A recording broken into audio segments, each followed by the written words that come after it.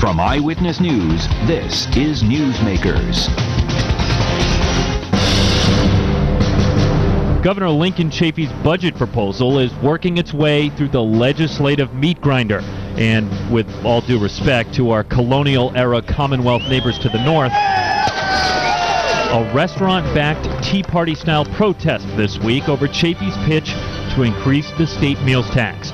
Lawmakers are grappling with that and a host of other issues, including a bill to legalize pot, proposals to make government more transparent, and a sweeping set of bills from Governor Chafee designed to aid ailing cities and towns. This week on Newsmakers, we take the temperature of the General Assembly with Republican State Representative and House Minority Leader Brian Newberry and Democratic State Representative Michael Marcello. Good morning. Welcome to Newsmakers. I'm Tim White. Joining me on the panel this week, WPRI.com reporter Ted Nesi and political reporter for Rhode Island Public Radio, Ian Donis. Good morning, everyone. Good morning. Good morning, gentlemen. Thank you for joining us on the program. I want to just point out we have Brian Newberry to our right and Mike Marcello to our left. Gentlemen, thank you very much. Good to be here. Yes. All right, let's start with what I brought up in the opening there. The restaurant lobby is making a lot of noise on the meals tax. It would increase the tax from 8% to 10% and raise an estimated $40 million, that money to be used for education, according to the governor. Where are you two on that? And quite frankly, is this thing dead on arrival? Well, Leader. First of all, I'm completely opposed to it right off the bat. I would say this, though. Whenever the Democrats are in charge of something, you can never rule out a tax increase. But that said, I don't think there's much of a stomach in the legislature to raise this tax. I think it's a bad idea. And one of the things that struck me about the governor's whole budget proposal, when I had the briefing with him, there were a lot of nickel and diming little taxes in there that I think maybe the idea was to pick on things that would not have an organized lobby against them, so maybe they might sail through easily. This one obviously has gotten an organized opposition. I just don't see it going anywhere for a variety of reasons. I would agree with that. I come from a long family of restaurateurs, so I can tell you that the restaurant industry is lobbying hard against it.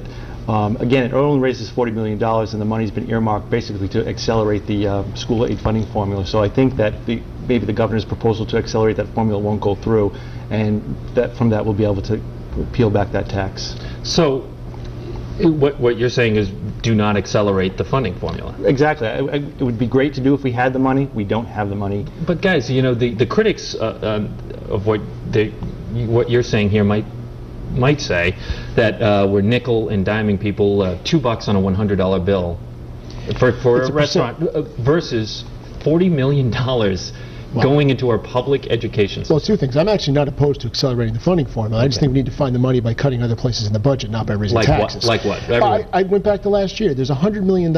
Last year's budget proposal, we Republicans put together a package that would have cut $100 million by changing Medicaid eligibility. And of course, we wouldn't label as Scrooges for doing that. But it can be done. It's very tough decision making, but it can be done. If you want to find $40 million, you can find it. You just have to find it in places that other people aren't going to like the cuts. That's the bottom line. As far as nickel and diming people, it's a perception issue too. When you have a tax at 10%, what message does that send when you're in a state that relies on tourism? It's like the real estate tax they want to put on the short-term rental. It's the same thing.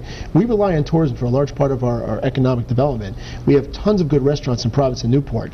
And even though it's only a few dollars, that's not the way people see it. They're going to say, wait a minute, I can just go to Seekonk or I can go to East Providence. Where are they going to go? That's what people tourism industry in Seekonk? No, you're going to go to Chili's, for example. We're sitting here in East Providence taping this show. If you're going to go to Chili's or one of the, I don't want to pimp any restaurants here, but you know what I'm saying, go to mid-price restaurants, you're going to go a mile down the street. We could use some sponsorship on Newsmakers, it's okay. No, but you're going to go a mile down the street. I'm not saying it's necessarily rational, but that's how people think that way. Yes, people are going to go a mile down the street for the... Well, I think you're also forgetting this. The restaurant industry has had their commodities increase: flour, butter, sugar. All that prices have gone up over the last 2 years. And they haven't been able to raise the prices because they're in a down economy. They know that. They want people to come into the door. So to add another tax onto that would... Did you guys like anything in his budget? Wow. No. Silence is deafening. No, I think it's good that the governor is trying to focus on education. I think that's a positive. And he's committed to putting in the second year of the funding formula, which we passed 2 years ago. I think that's good. You know, it's a very difficult year, no question about it, and we're facing very difficult problems. And you know, it's a starting point. It's a starting place. It's much better than the budget he prepared 2 years ago. Leader. Here's the thing. Going back to when he was U.S. Senator, if you look at his comments in the federal budget back then, his comments as a candidate and as governor, what he seems to do is whenever he sees a budget deficit, He says he's a fiscal conservative. To him, that means you raise taxes to close 50% and you cut spending to cut 50%. To me, when you see a budget deficit, it tells me you're spending too much money and you cut to get back down to what you have to be at. That's fundamentally, I think, the Lincoln Chafee mentality. You see it in this budget proposal, you saw it in last year's proposal, and you saw it going back a decade ago. Speaking of Governor Chafee, he last week unveiled a far-reaching plan meant to help cities and towns. The thinking is a lot of this is a very hard lift with your colleagues in the Senate. How much, if any of this, will make it through the General Assembly? I think some of it will. I think relaxing some of the mandates will definitely make it through. I think allowing acceleration of school aid, reimbursement for building aid, that'll go through easily. We've already done it on a town-by-town basis. We might as well just do it from a statewide basis, accelerating those type of payments. There are harder lifts, though. COLA issues, suspending collective bargaining for distressed communities, that's going to be a hard lift. Minority Leader, where are you on whether Providence should be able to suspend COLAs for retirees? The legislative package the governor's put in consists of 7 separate pieces of legislation. I've read them through in some detail. If we had more time, we could go over them in detail. I would tell you this, 4 or 5 of them I think are non-controversial. Frankly, they're things that Republicans have been proposing for years. Some of them match bills that I have put in myself. Those things I would hope go through. The 2 controversial ones, one of them deals with the COLA suspension. It's not just in Providence, they actually would apply to any plan, including plans, for example, in some small towns that aren't considered in financial distress. Where that's going to go, I don't know. I certainly support that. I support the whole package, not every single detail of it, but as a concept, I definitely support it. I'm sure we'll get some work in committees, but the odds are, what are the Democrats going to do with it? It's the problem that Democrats in the General Assembly last year passed a big pension overhaul. Democrats don't want to antagonize labor this year? My feel for the Assembly this year is that a lot of the Democrats feel like they did some heavy lifting last year, what you just said, and they want to get out of town and go campaign, and they want this session to go through quiet. That's my take on things. Well, let's hear from a Democrat, right? Yeah, he's an exception. Absolutely, pension reform was a heavy lift. But what we're dealing with now is collective bargaining agreements negotiated in cities and towns. A lot different from changing the statutory retirement plan. A whole different legal rubric. We have to analyze this. It's not as easy as people think it is. These have been contracts that have been negotiated. Are you okay with 6% and 5% compounded COLAs in the city of Providence? No, I'm not. I am not. I think that, but they were negotiated, and there is already a court decision out there that says we cannot change those. What's the answer? Well, the answer is, bankruptcy. I think you need to. Well, I don't think the answer is bankruptcy. No, absolutely not. But I think meeting with these retirees as best they can, and I think there are some retirees out there who are willing to give up these benefits. Absolutely. But you're talking about a voluntary, ad hoc. This is exactly what they tried in Central Falls. They had a big meeting. It was like 900 degrees in that high school that day, and I remember watching the retirees, and there were, I believe, 7 of the 100-something who said they'd go along with it, but that didn't save Central Falls enough money, and they did end up in bankruptcy. Yeah, but we now have the experience of Central Falls behind us, and so now we can say to the people, those retirees in Providence, hey, look, if you don't give this up, we're going to go to the way of Central Falls, and you're going to get your pension slashed in half. So timing's an issue. I was at a committee hearing last night on a separate piece of legislation. 2 members of Woonsocket City Council testified that they're going to run out of money in 2 weeks. In 2 weeks, the city of Woonsocket, according to what I heard last night, is not going to have the money to pay their teachers. That's why they're talking about closing the schools early.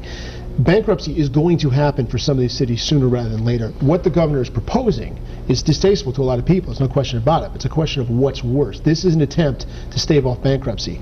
I've got a gentleman in my district, I don't identify who he is, but he was a Central Falls retiree. His pension was cut from $40,000 to $16,000. So I would say to people in the public sector, what is it that you want? Do you want to take something that's distasteful and maybe does go against collective bargaining? No question it does.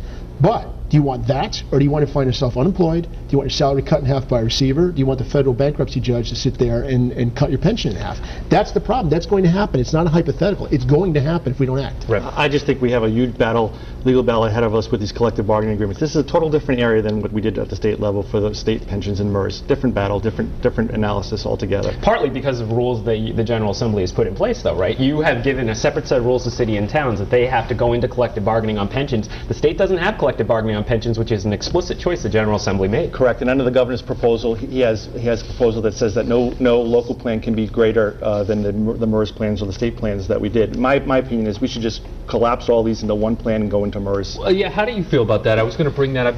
I believe there was a vote in Johnston. We tape on a Friday. Last night or this week, there's a vote to move all new hires, or at least July 1st, 2010, Johnston PD into MERS if they wanted to. Is it time for the one big pension plan? Yes, but here's the problem. It's never as simple as it seems. For example, once you move those, and I was on the committee that we approved that bill, and we voted, I think it was yesterday, we voted the bill. Here's the problem. When you move those people into the MERS plan, they stop funding the existing Johnston plan. That's what happened in Cranston. Cranston is currently, if I understand Cranston correctly, it's in the MERS plan. It's the time before they went into the MERS plan that's severely underfunded. And a lot of those people are obviously still living and will be living for a number of years. So it's never as easy as things seem. That's But and doesn't that get to the heart? I can imagine the frustration of people watching at home who are just residents who are hearing, so there's these legal issues that are tying us up in knots on the one hand to fix this stuff, but there's also just no cash to the point where Woonsocket says it can't pay its teachers. It just sounds completely unfixable, and yet the state has 11% unemployment, we hear this morning. There's very little sign that the economy is going to bail us out on this. I mean, what do you say to your constituents when they say, what is going on up there with you guys? Why can't this stuff get fixed? What I say is that these problems were a long time being built and coming. Those of us who are there now have a responsibility to do what we can to try to fix them.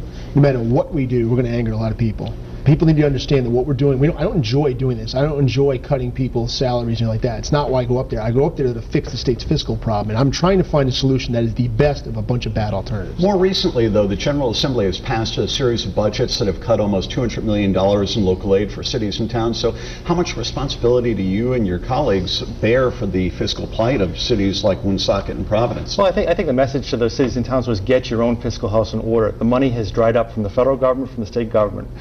Yet you didn't give them the tools, many would argue, to help them get their fiscal house in order. Well, I think the tools are coming, and I think some of the tools are in the governor's package. And after a municipal bankruptcy, Governor Kacheri might have stopped that. Absolutely, but hey, this is what we're dealing with today, and this is how we're going to have to move forward. But there's no question. But with the cutback in state aid, we asked cities and towns, and it's happened. My town in Situate is now talking about merging with the Foster and Gloucester for dispatch. Simple things like that should have been done years ago. And I think this fiscal crisis that we're facing is forcing this, that it's a long time coming. And I agree with my colleague. Well, I voted against all those budgets to cut all that aid. And the reason I did was precisely because we weren't given the tools. Governor Kacheri came forward, he was governor, and his plan was cut back on state aid, and that was in concert with the Democratic leadership because, as Mike said, they were trying to force the cities and towns to get their houses in order. Because as bad as the state's fiscal situation has been, it's certain municipalities, not all of them, but certain ones that are really have been causing a lot of problems. But we didn't give them any ability to do, or some ability to do that. And it was let's give them this, but not give them that. And the idea was to give it to them as a package. I want to ask you one more tax question. We're coming up on a break here.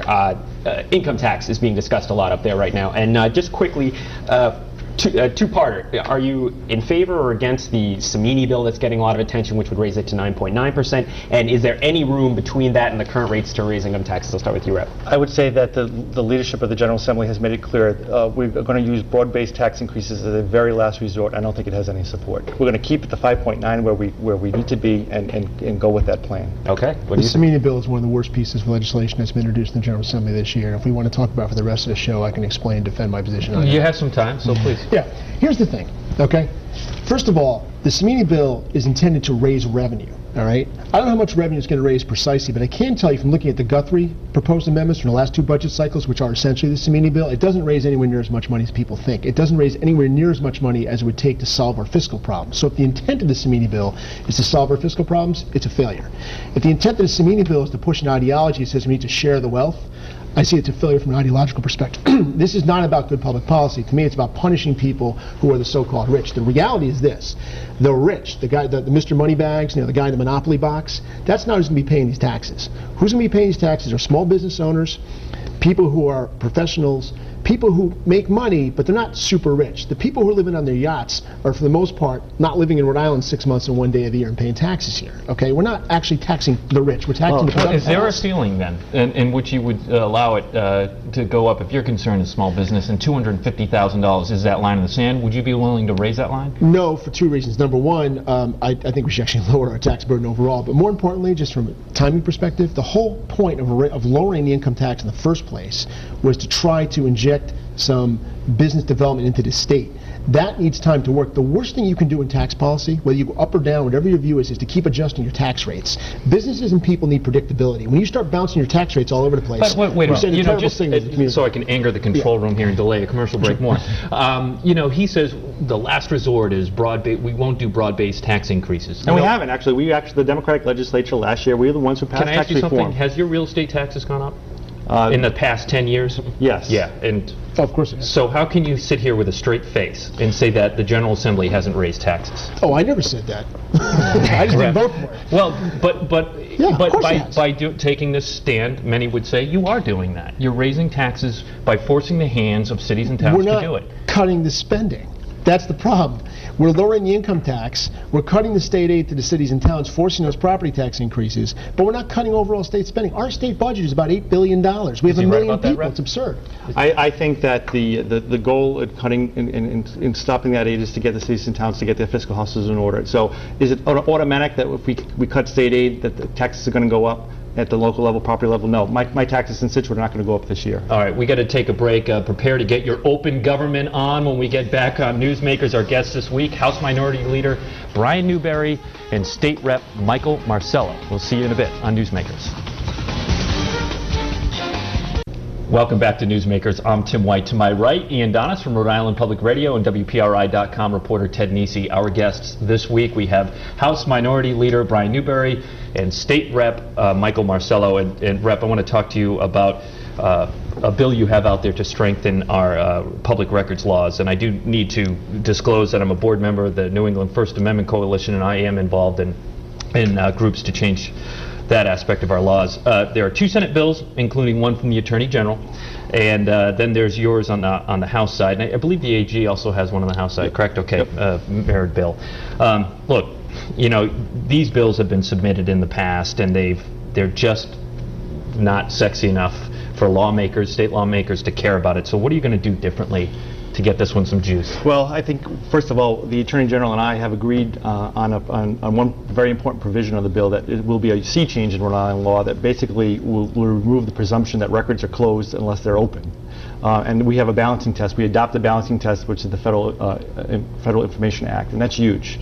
But other than that, your bills are very similar. Well, there's some big differences. Yeah, I mean, I make a special exception for police arrest records that they have to be, if requested, they have to be released within 24 hours of an arrest.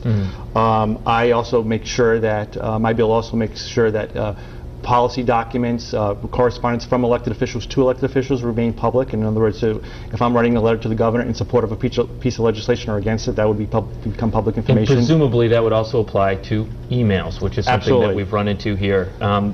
Leader Newberry, I'm curious how you feel about that. Do you think that emails with elected officials, not including between constituents, should be a public record? Well, yes, but when you say emails with elected officials, from who are you talking about? Because I email constituents all the time, but from my own personal email account, not from an I'll give you an association. example. Yeah. We asked for Mayor Cicilline's emails in Providence within his administration to understand better what they were hearing on their finances in 2010. We were told a blanket under state law, none of those can be released, and you have no right to see them. No, I think they should be a public record. As a lawyer who does litigation, I deal with this issue all the time in private litigation. And emails in the business world, that's how things are communicated these days. Nobody writes letters anymore. All our letters, we write letters on letterhead, but they're all electronic. Nobody prints them out. You know? And that's the purpose of the law, because obviously we need to update this law to reflect the culture that we're in. And Brian's right. We do a lot of correspondence by emails, and they should be. How are you feeling this year about it? I'm feeling good. I'm actually glad the Attorney General has a similar bill. I think there's room for compromise on both sides, and I think we'll get it through this year. Have you talked to him about it? I have talked briefly to the Attorney General, and I've met with Assistant Attorney General Michael Fields about the law. So, how are you going to vote for it, to put you on the spot? No, I support the bills, and I always have. My only caveat, and I haven't looked at the specifics of this legislation, is I want to make sure that the penalties and the time frames are not so unrealistic that we create a cottage industry. Because, as an example, there's a federal statute that says if you fax a commercial fax to a wrong address, it's unsolicited. There's actually a federal provision that allows for penalties. And I've seen lawyers try to take advantage of that by trying to go after private business and maybe send it to the wrong number.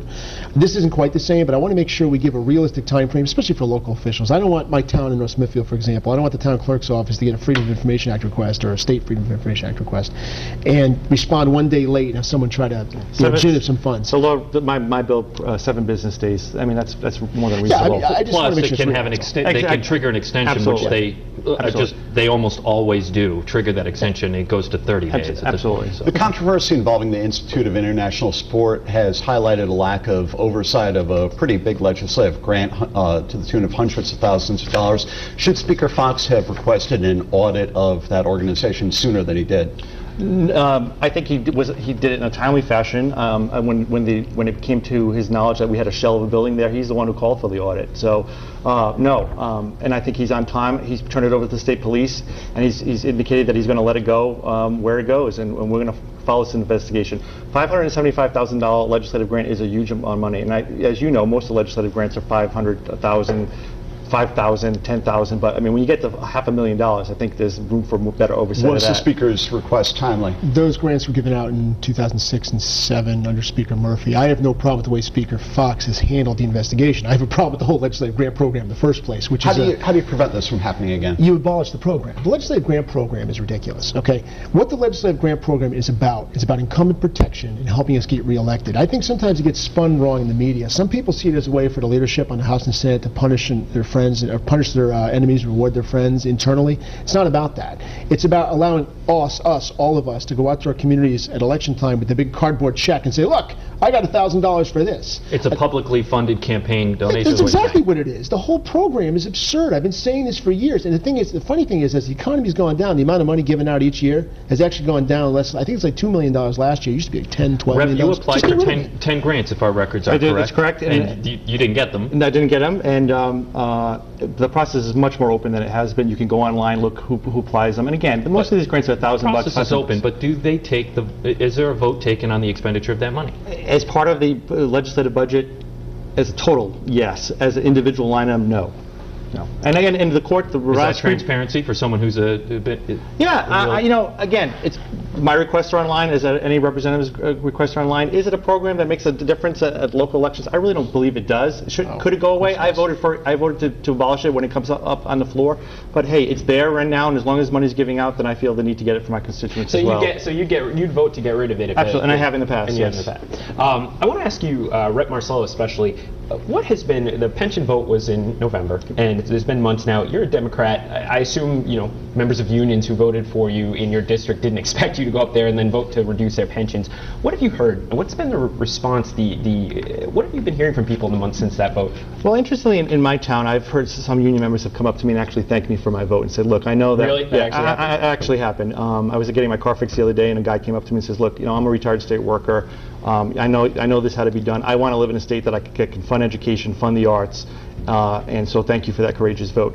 Was it easy? No. Other people mad at me? Absolutely, there are. Teachers are certainly mad, but you know, I say if we did nothing, in 15 years their pension would have been zero because we would have had no money to fund it. So, you know, I think as time goes on and we get used to the new changes that have been made, I think that, you know, people will come along. But, you know, from a political perspective, there are people mad. I've got nasty emails. Of course I have. Do you expect the law will hold, Newberry? You know, we just had a decision in Florida that struck down a pension reform there. I read the decision in Florida. It's a completely different situation. It has nothing to do with this. This decision, I believe, will hold up in court. You're confident in that? By the time it reaches around Supreme Court, yes. I don't know about lower levels, but that's a different story. We have a very lopsided partisan imbalance in the General Assembly. You're just one of 10 Republicans in the House. I spoke recently with Senator Dawson Hodgson. He told me the problem isn't so much Democrats and Republicans at the legislature, but adults and children. What do you think?